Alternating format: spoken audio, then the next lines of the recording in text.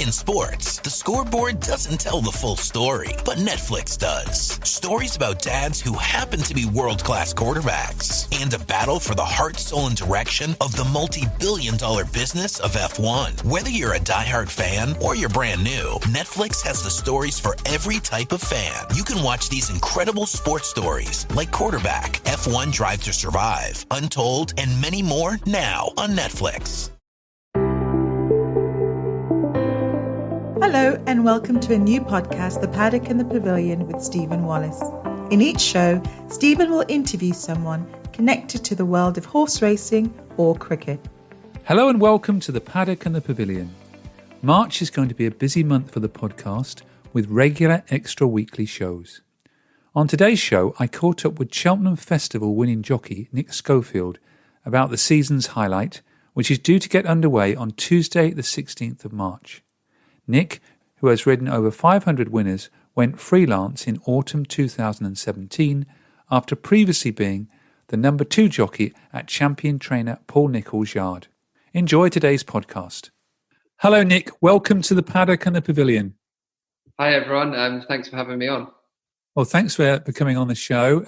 Also, thank you to Ilka Gansera-Levesque for the introduction. And I know you've been riding out her horse just once on the gallops at Newmarket. I have indeed, yeah. Been jumping her for a while now. It started last summer, and the progression has continued. And she's a good one to have, and hopefully she can win for everyone soon. Yeah, I know she's hoping to have a few more jump runners, even thinking of having one over the actual jumps, not just the hurdles, isn't she? Yeah, which I'm sure even just once the horse you mentioned, I'm sure she'd be able to do so. So that would be great. Yeah, they're few and far between the jump trainers in Newmarket, so it'd be nice if Ilka could sort of establish her name in that sphere as well. Now, I guess you've been down to the links then to do the training then for some of that, yeah.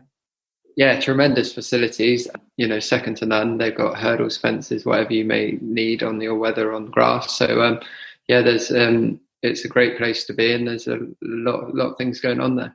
Well, thank you. Well, in today's podcast, we're going to talk about your career highs. You've ridden over 500 winners, some of your lows, especially the recent injury you've had, which sounds pretty hairy. But to start with, actually non-racing but racing question.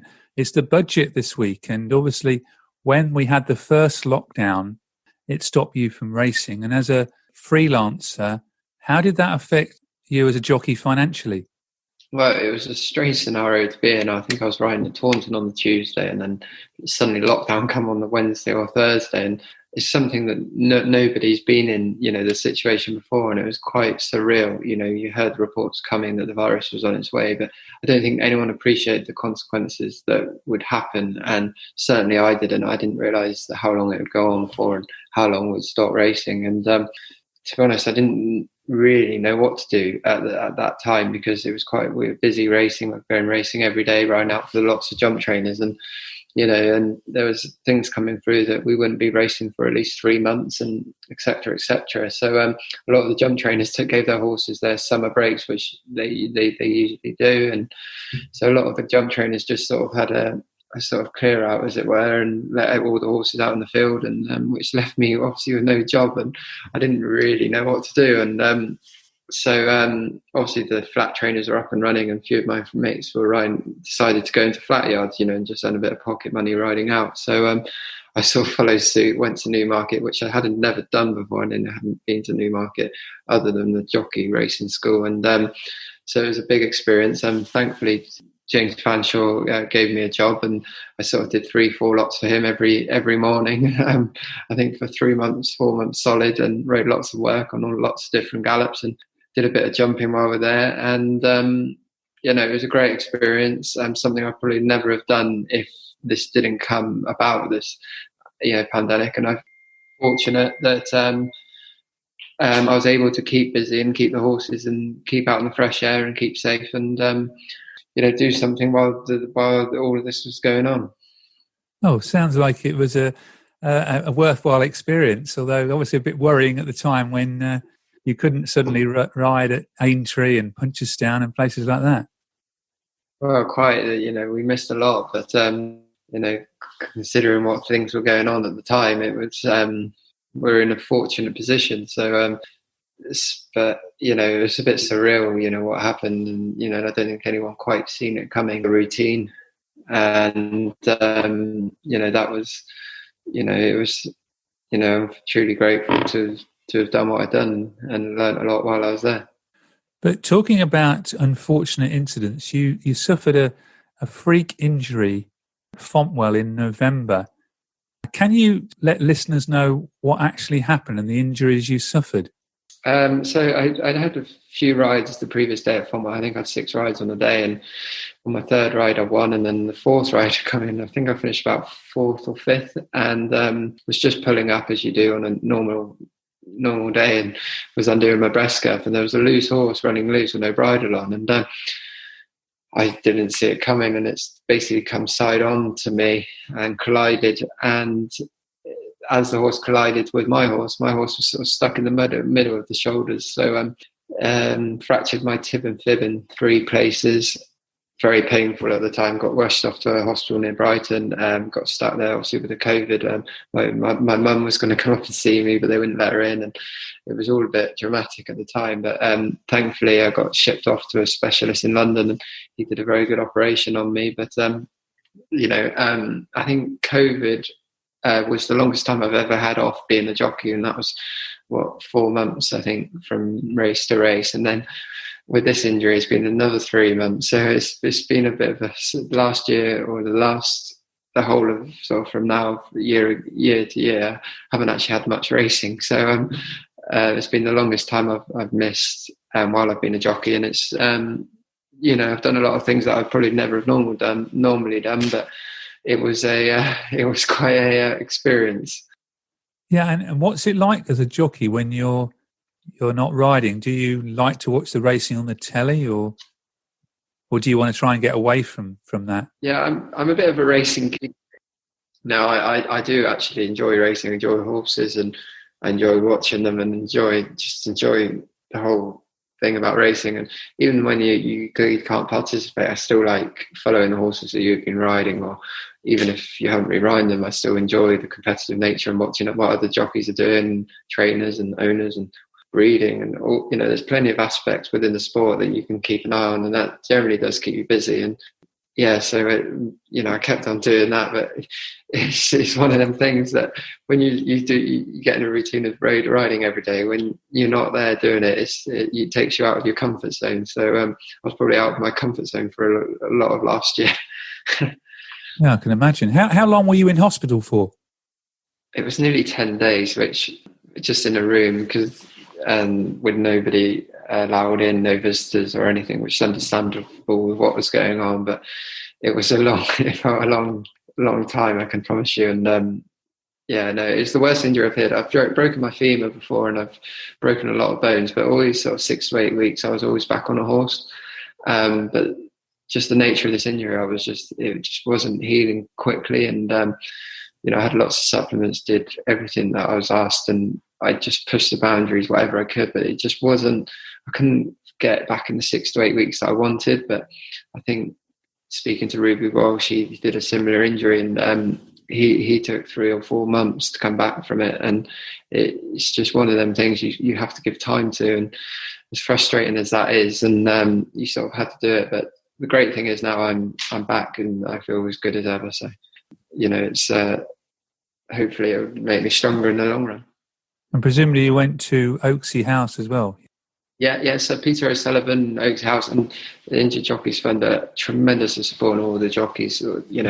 From if you only have 5 rides to 500 rides, they literally cater for everyone, and the facilities are there are fantastic. They from whatever aspect, from nutrition to financial, whatever you may need, they offer you, and you can't thank them enough for what they do. And I'm really appreciated of, they certainly strengthened up my leg and got me back riding probably than anyone else would have, Well, that's good to hear. Now, going back to your very beginnings, I read your father was a point-to-point jockey. Is that how you first got interested in horses, because of your father? Yeah, well, from my mother and father. My mum used to sort of like show horses and things like that. My dad was a point-to-point jockey. He was champion in 1989, national champion. He's since passed away, but he I think I used to go to the point-to-points and, you know, amateur races, and he took me to Cheltenham and all the race courses. And I used to ride a lot of ponies when I was younger. I sort of, from probably as soon as I could walk, I was on a horse. So I did a lot of showing when I was sort of under 10 years old. I won at Horse of the Year show, Royal International, the Royal, you know, all over the country, riding for different people. And then I sort of went into show jumping after 10 and represented England and did a lot of things. Rode at Horse of the Year show, Royal International, Hickstead, and did all of that. And, you know, I think my mother wanted me to get an education and carry on the show jumping because it was all going very well. But because I got that bug off my father, you know, being a jockey, that was the route I wanted to go down. And as soon as sort of I was 16, I was booked in to go to college, and someone my dad knew had won in novice riders race at a local point at Black Forest Lodge, and he was a blacksmith, the fella that trained it. It was, of course, a mare called No Way a Lady, and she wasn't biggest, but she had previous good form. And anyway, I sort of had my first ride there, you know, thought I was a proper jockey, rode really short, toe in the iron, and, you know, like all the gear, no idea sort of thing. And anyway, I was going right around the inside, like everything was going, looking like the winner. Come to the last ditch, must have seen a stride that not even AP McCoy would have thought was possible. Outside the wings, going for a big picture. Anyway, she didn't quite make it, and, you know, turned the somersault and broke my collarbone. So my first ride was a bit of a disaster, really. But as I was walking back in, champion trainer Paul Nicholls was there, who's like obviously the best jump trainers around. So I said to my dad, boy, you know, do you want to be a jockey? And he said, well, I don't know after this, but he goes, oh, if you ever want a job, tell him to give me a call.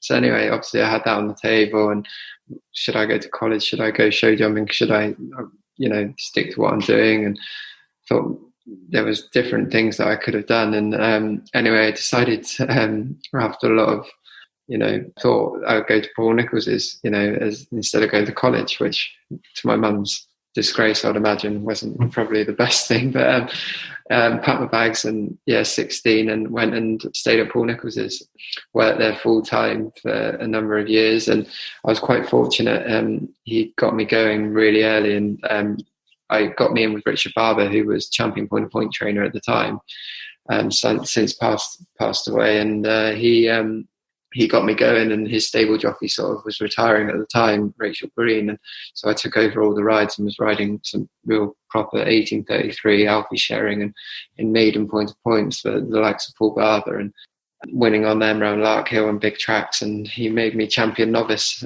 that year. The first year I was there, I was champion novice and broke the record with 25 winners. So it was thanks to Paul putting me in touch with Richard Barber. Yeah. So you got a job with Paul Nicholls, having broken your collarbone.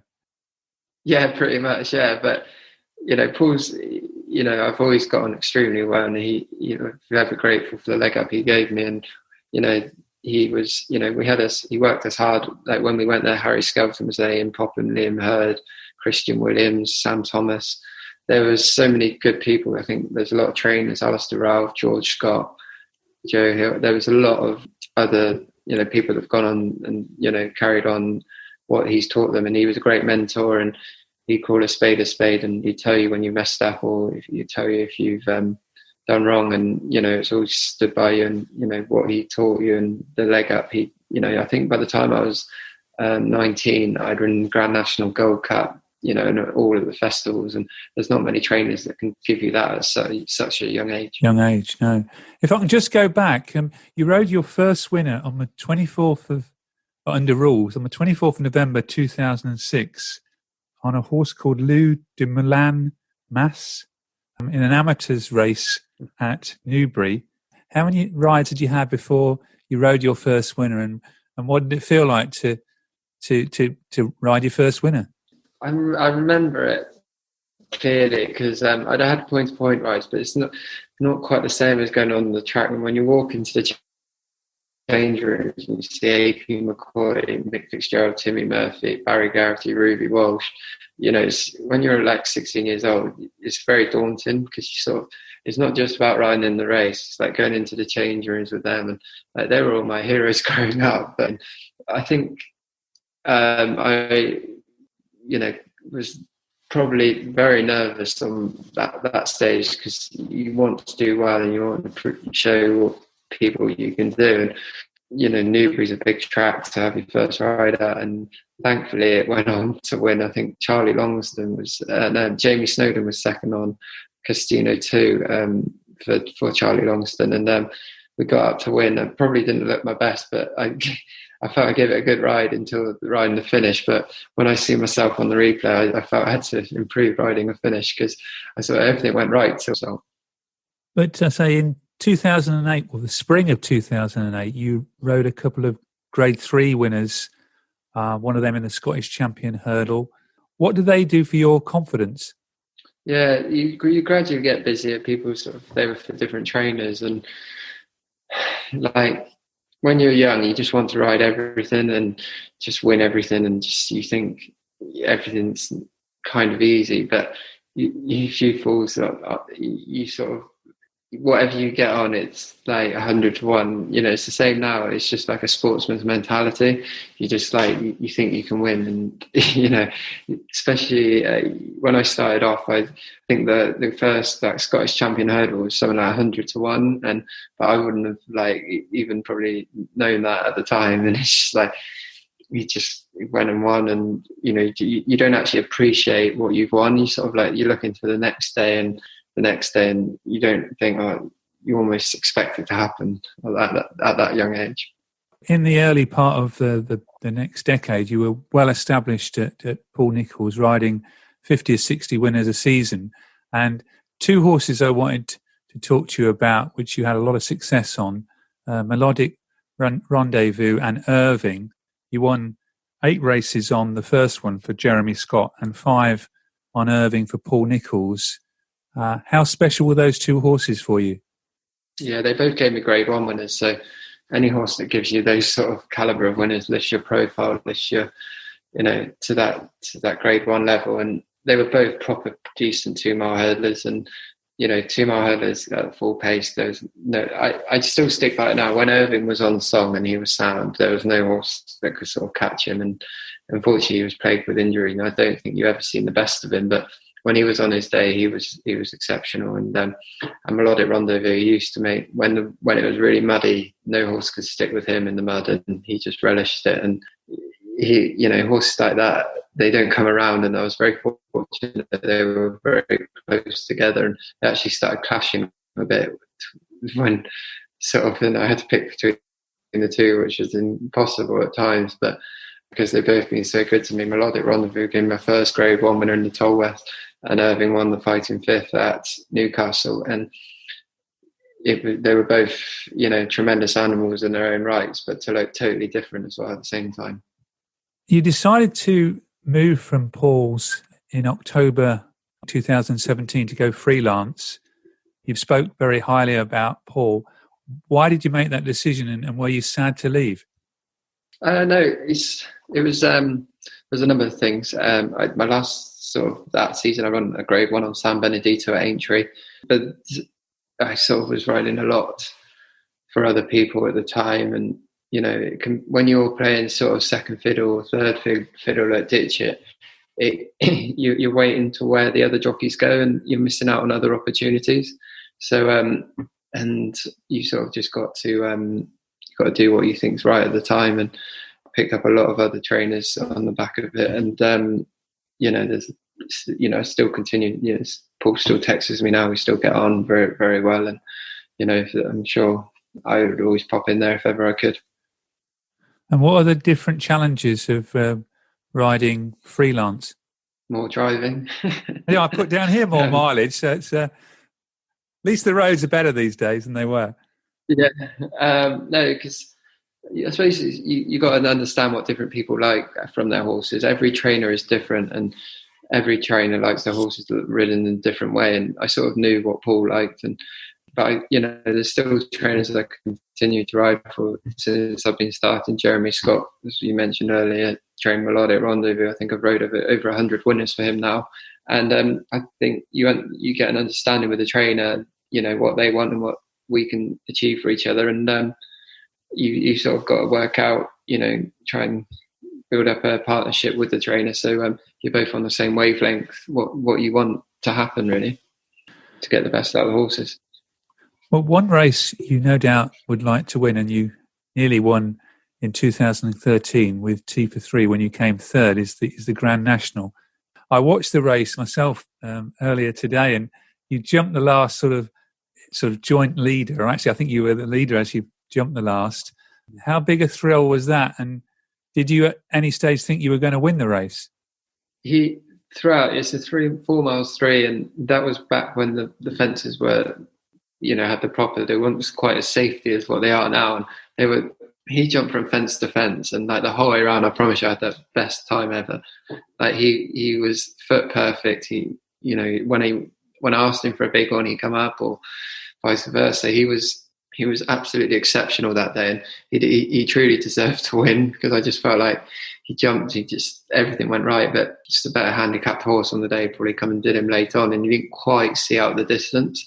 Like he ran a similar race Tony McCoy rode in the time before in the Welsh National, a few races before, and he didn't quite see the 4 miles out, but maybe if he had a bit less fight, he might have kept going. But he still finished third in the Grand National is exceptional, and that was one of the best rides I've had in a race. He was, to get a horse to ride like him over the national fences was fantastic.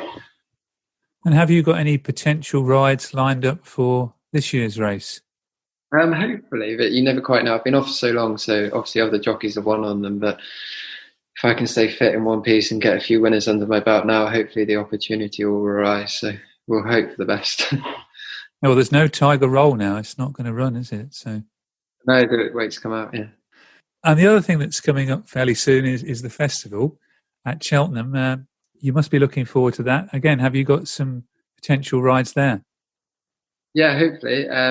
Obviously, in the handicap, it's always hard just at this stage what's going to get in and what's not, because the Cheltenham Festival is so prestigious, and you've got to have such a high rating to get into the race. So there's lots of horses entered. Until sort of close to the time in the handicaps, you don't know.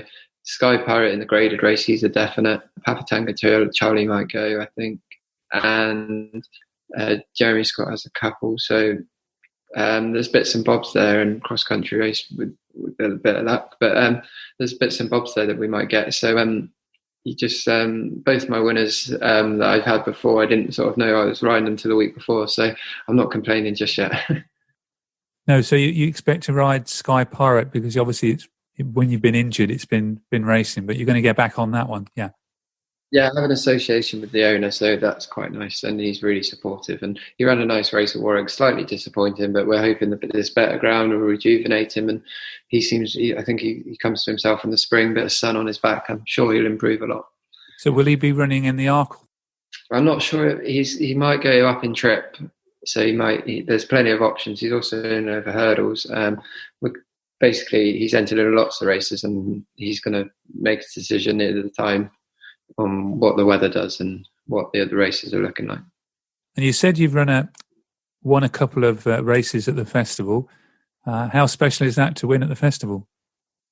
Yeah, I promise you, I've been there quite a lot. I think every year now, bar one when I was injured. But you go there with high hopes every time, and you always, you believe you can win. And more times than not, you come out disappointed, because it's just such a hard place. The Irish come over. It's so competitive, and you can run a fantastic race and finish 8th sometimes, and you think, why did I get that so wrong? But the competitive nature of the race is the best of the best, and there's nowhere else like it. It's a tricky track. It's fast. It's furious. And when you actually do get your head in front to win at that, it's what my school friends watch. It's what people watch Cheltenham, but they wouldn't watch Tuesday or Wednesday at other meetings. So, when you get a race there, it's the pinnacle, and that's our Olympics, really. Yeah, I was going to say, it's like the Olympics. It's going to be a bit different this year with no crowds, of course. Yeah, it'll be surreal, but I suppose you've got to look at it like we're lucky to be there, and probably might never, at least you can say you rode on this year. It's probably look back on, it's never been done before, and it's going to be one of them things. I imagine though, when crowds come back, that will be a big lift for jockeys, rather than riding in silence. Wow, yeah. When you get out onto the track, though, you try and forget the occasion. You concentrate on the race, your horse, and so it's sort of it won't be the same when you win, to have the celebrations with all the people cheering and things like that, and before the race and all the things that lead up to it. But when you're actually in the race, you tend to just concentrate on what's happening around you, not what the crowd is. So as far as the race is concerned, I'm not sure the horses might be a bit more calmer because, they haven't got the atmosphere that's going to be buzzing them up, which could help some, might not help others. But, in that aspect, it might be slightly different. But, we just got to take it as it comes, I guess. Well, thank you very much for that. And thank you very much for being on the paddock and the pavilion. Good luck for the festival. Good luck when you're riding Ilka's horses, especially as she introduced me to you for the programme. So I'll be looking out for you next week if you ride for her. And thank you again for being on the programme. I really appreciate you having me, and I enjoyed your show last week. So thank you. Thanks very much. Thank you for listening to The Paddock and the Pavilion. You can download the show on Apple Podcasts, SoundCloud, Stitcher and Spotify. Follow us on Twitter and Facebook at The Pad and Pav.